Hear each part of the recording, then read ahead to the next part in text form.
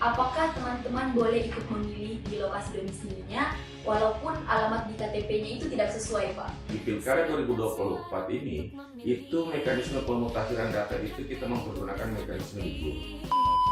Jika kita menarik benang merahnya, data pemilih sangat mempengaruhi partisipasi pemilih. Nah, bisa dijelaskan, Pak? Bukan hanya partisipasi, tidak akan terjadi pemilu kalau tidak ada data pemilih. Apa solusinya ketika di hari H pemilihan itu masih terdapat pemilih yang memenuhi syarat dan namun tidak terdaftar dalam DPT, Pak? Ada namanya DPK. Bagaimana sih perlakuan pemilih yang berusia di bawah 17 tahun tapi sudah menikah namun buku nikahnya belum terbit, Pak? Kembali kepada mekanisme metode pemutakhiran data pemilu. Apa harapan Bapak mengenai Pilkada serentak tahun 2024 ini selesai? Nah, khususnya di Kabupaten Bantaeng. Nggak ada lu nggak asik deh.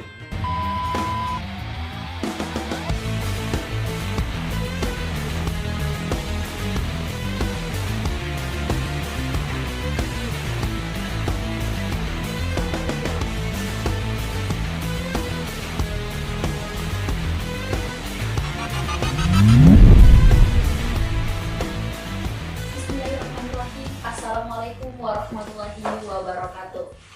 Halo teman-teman pemilih, kita bertemu kembali di podcast KPU Kabupaten Bantaeng. Semoga teman-teman pemilih sehat selalu dimanapun teman-teman berada. Nah, perkenalkan saya Andi Resvita Putri selaku host podcast hari ini yang akan menemani teman-teman beberapa menit ke depan. Sebentar lagi pemilihan kepala daerah serentak tahun 2024 akan dilaksanakan. Nah, partisipasi masyarakat ini menjadi salah satu indikator penting bagi keberhasilan pilkada.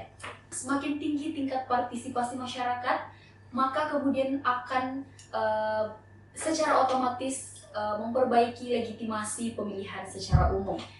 Partisipasi ini merupakan respon atau ekspresi pengakuan masyarakat baik terhadap penyelenggaraan pemilihan maupun kontestan. Nah, dan salah satu indikator untuk melihat partisipasi pemilih itu adalah dengan adanya data pemilih. Nah, teman-teman pemilih, saat ini telah hadir narasumber spesial kita yang datang jauh-jauh dari Makassar, yang akan menemani kita untuk membahas terkait data pemilih dan partisipasi masyarakat. Telah hadir Bapak Romi Harminto selaku anggota KPU Provinsi Sulawesi Selatan, Divisi Data dan Informasi. Selamat siang, Pak. Ya, selamat siang. Assalamualaikum warahmatullahi wabarakatuh. Ya, bagaimana kabarnya hari ini, Pak? Ya, alhamdulillah sehat walafiat. Alhamdulillah. Ya, Pak. Nah, ini terdapat pertanyaan yang masuk dari teman-teman terkait pemilihan nanti. Apakah teman-teman boleh ikut memilih di lokasi domisilinya walaupun alamat di KTP-nya itu tidak sesuai, Pak? Jadi gini, pemilihan kali ini berbeda dengan pemilihan-pemilihan sebelumnya di 2018, 2019, 2020, kemudian di 2024 sudah agak mirip, kemudian di Pilkada 2024 ini itu mekanisme pemutakhiran data itu kita mempergunakan mekanisme de jure. Artinya semua kita berpatokan kepada dokumen. Jadi misalnya si Fulan, misalnya si A, itu ingin memilih, dia sudah berusia 17 tahun dan sebagainya, bukan anggota TNI Polri, namun dia ingin memilih di luar daripada domisilinya. Nah, ini sudah bertentangan dengan konsep de jure. Artinya bahwa kami ini bagaimana mendata memastikan bahwa data DP4 yang turun pada tanggal 22 Juni kemarin, 22 Mei kemarin itu sudah fix merupakan data de jure dari Kemendagri. Nah, data dari Kemendagri inilah yang merupakan dasar kami untuk melakukan coklit. Jadi coklit itu berdasarkan data dari Kemendagri yang bersumber dari Dirjen Dukcapil, kemudian diambil dari Disdukcapil Provinsi dan Kabupaten Kota.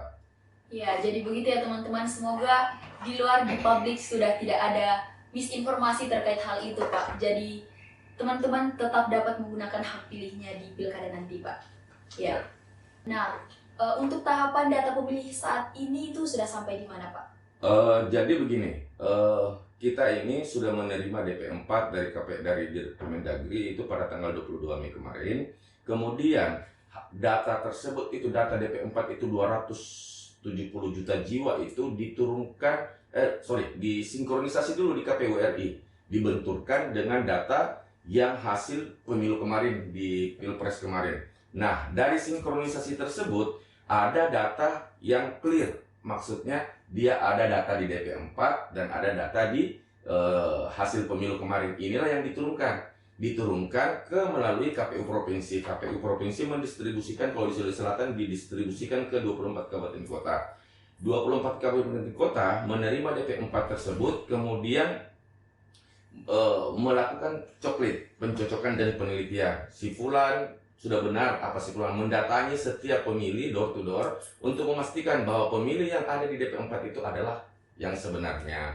Iya Pak, terkait itu kan data pemilih ini kemudian sangat dinamis Pak ya, Iya. dan terus bergerak. Nah, apa yang akan dilakukan KPU Provinsi Sulawesi Selatan untuk menjaga keakuratan data pemilih itu Pak? Keakuratan data pemilih itu kami sampai beberapa kali melakukan pemutakhiran. Jadi ceritanya gini, yang pertama itu DP4 dari Kemendagri. Maaf Pak. Daftar pemilih potensial pemilihan. Iya. Jadi DP4 itu potensi. Si fulan ini potensi. Itu diturunkan. Kami coklit. Setelah dicoklit, dipastikan oh ternyata betul.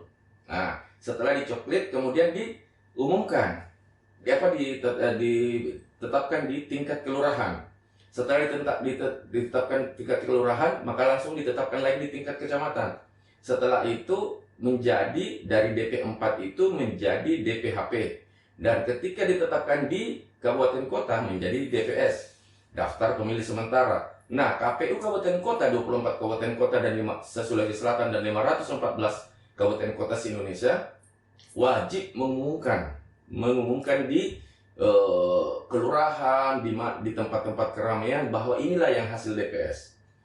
Iya Pak, berarti dalam pemutakhiran data pemilih ini KPU memang melaksanakan berbagai tahapan ya Pak? Berbagai tahapan, dan itu tidak terhenti pada DPS saja. Setelah DPS, kami rekap di tingkat provinsi, kemudian kami turunkan lagi kembali menjadi DPSHP pada tingkat PPS, DPSHP pada tingkat kecamatan, kemudian DPT pada tingkat kabupaten kota, gitu. Jadi masih banyak prosesnya. Dan itu sebelum penetapan DPT akan kami lakukan perbaikan dan ubah data dan sebagainya. Nah, bagaimana ketika sudah sesudah DPT baru kita melaporkan? Nah, itu yang sudah di luar daripada kemampuan kita untuk bisa merubah data karena kami sudah tetapkan di tingkat kabupaten kota. Iya Pak. Nah, jika kita menarik benang merahnya, data pemilih sangat mempengaruhi partisipasi pemilih. Nah, bisa dijelaskan Pak, bagaimana pengaruh dari partisipasi pemilih itu dalam pemilihan ini Pak? Bukan hanya partisipasi, tidak akan terjadi pemilu kalau tidak ada data pemilih. Karena saya bilang tadi, unsurnya ada 3. Pemilih, penyelenggara, dan peserta. Ketika salah satunya tidak ada, maka tidak akan ada pemilu. Ya. Sekarang kita bilang pemilih, makanya itu pendataan pemilih itu hampir mulai dari hilir hingga hulu. Divisi yang tidak pernah berhenti bergerak itu adalah divisi data. Kenapa saya bilang? Karena disitulah kita menjaga ini data pemilih. Nah, kalau dikatakan partisipasi sangat berpengaruh. Kenapa saya bilang sangat pengaruh? Ketika data pemilih itu tidak bersih, akan membuat partisipasi itu akan rendah. Anggaplah misalnya satu TPS itu berisi 500 orang. Nah, dari 500 orang itu ada 10 orang yang TMS yang dianggap sudah meninggal, namun tidak memiliki dokumen. Otomatis dia akan tidak sampai 100% dong. Iya, betul. Tidak mungkin akan sampai 100% karena datanya yang masuk itu walaupun datang semua ini 490 orang ini tidak bakalan mungkin sampai 100%. Oleh sebab itu besar harapan kami dari KPU terkhusus divisi data, kiranya pemilih-pemilih yang memiliki keluarganya telah meninggal dan kemarin dicoklit belum memiliki dokumen meninggal, entahkah itu surat kuning, entahkah dari kelurahan, entahkah itu dari rumah sakit, segera mungkin disampaikan kepada kami kalau sudah ada suratnya, supaya kami bisa mengeksekusi, men-TMS-kan yang bersangkutan agar bagaimana partisipasi itu bisa sampai 100%. Nah, banyak juga pertanyaan-pertanyaan dari teman-teman, Pak. Iya. Apa solusinya ketika di hari H pemilihan itu masih terdapat pemilih yang memenuhi syarat dan namun tidak terdaftar dalam DPT, Pak? Ada namanya DPK, daftar pemilih khusus. Artinya kita masih membuka akses untuk teman-teman pemilih yang belum terdaftar pada hari H. Silakan menyampaikan dokumennya, dalam hal ini KTPL, dan memilih di mana KTPL tersebut terbit. Jadi misalnya di Kecamatan A, Kelurahan B, di TPS 1. Jadi silakan datang ke sana sebelum jam 12 untuk mendaftarkan diri sebagai pemilih. Jadi kami dari KPU ya istilahnya sudah membuka ruang yang sebesar-besarnya. Sampai pada hari H itu sendiri kami membuka ruang bagi teman-teman yang belum terdaftar sebagai pemilih. Sehingga dalam memenuhi haknya sebagai warga negara Republik Indonesia itu terbuka lebar kepada teman-teman pemilih. Tapi bukan berarti juga ketika misalnya teman-teman tidak terdaftar, udahlah nantilah hari H kita baru datang ke TPS. Karena kenapa? Kuota untuk DPK itu hanya 2,5%. Jadi kalau misalnya 500 berarti cuma 12 orang. Jadi kalau misalnya dia yang ke-14, mohon maaf, sesuai regulasi Anda sudah tidak bisa. Bukan berarti kami menghilangkan hak pilihnya, tapi hak pilih itu dibatasi oleh prosedural yang berlaku. Ya, jadi memang teman-teman pemilih itu disarankan memang mengurus lebih awal ya, Pak? Ya. Iya, Pak. Bagaimana sih perlakuan pemilih yang berusia di bawah 17 tahun tapi sudah menikah namun buku nikahnya belum terbit, Pak? Kembali kepada mekanisme metode pemutakhiran data pemilih. Yang pertama itu adalah di jur, by dokumen. Sekarang, yang bisa memberikan keterangan bahwa si A dan si B ini setelah menikah itu dari mana? Dari buku nikah, dari yang dikeluarkan oleh KUA. Jadi kami hanya bisa menerima keterangan itu, surat buku nikah itu dari KUA atau putusan pengadilan yang menyatakan, lembaga resmi yang menyatakan bahwa yang bersangkutan ini telah menikah. Bagaimana kalau dari kelurahan? Mohon maaf saya bilang, karena kelurahan bukan wilayah tupoksi kerjanya di wilayah itu. Ya, jadi kelurahan ini tidak bisa memberikan keterangan si A dan si B ini sudah menikah. Karena kenapa? Itu bukan masuk di wilayah teman-teman kelurahan, tetapi ini masuk di wilayahnya Kementerian Agama secara berjenjang ke bawah sampai di KUA, atau dia mengajukan ke pengadilan negeri yang menyatakan diputuskan bahwa yang bersangkutan itu telah melakukan pernikahan. Gitu. Ya, jadi begitu teman-teman. Apa harapan Bapak mengenai Pilkada serentak tahun 2024 ini di Sulsel? Nah, khususnya di Kabupaten Bantaeng. Kalau harapan saya untuk teman-teman pemilih satu aja barangkali, nggak ada lu nggak asik deh. Jadi gitu aja, maksud saya nggak usahlah kita terlalu mendramatisir undang-undang lah, demokrasi lah dan sebagainya. Itu saya bilang kita dapat di bangku kuliah, kita dapat di informasi sosial media dan sebagainya. Yang jelasnya kami dari KPU hanya bisa mengatakan bahwa nggak ada lu nggak asik gitu. Artinya teman-teman, ayo deh kita ramaikan ini pesta demokrasi kita perlihatkan bahwa kita ini sebagai warga negara Republik Indonesia yang bertanggung jawab, yang mempergunakan haknya. Nggak lucu, pemerintah kasih hak kita tidak pergunakan hak kita, giliran dikasih kewajiban malah komplain, ya kan? Nah ini dia, makanya saya selaku Komisioner Divisi Data KPU Provinsi Sulawesi Selatan menghimbau kepada teman-teman pemilih, satu, yang pertama yang belum memiliki, yang tidak terdaftar di daftar pemilih, silahkan monggo silahkan masuk ke PPS, datangi PPS kami, ada call centernya di situ, ada PPK-nya tingkat kecamatan, tidak ada di agak jauh PPK-nya, kita ke KPU-nya aja. Jadi kita ini terbuka 1 kali 24 jam.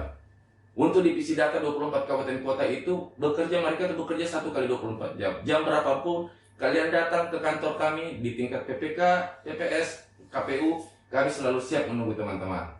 Gitu. Sip. Ya. Jadi itulah tadi perbincangan kita dengan Bapak Romi Harminto selaku anggota KPU Provinsi Sulawesi Selatan Divisi Data dan Informasi. Terima kasih atas waktunya Pak sudah mau berkunjung jauh-jauh dari Makassar ke Bantaeng.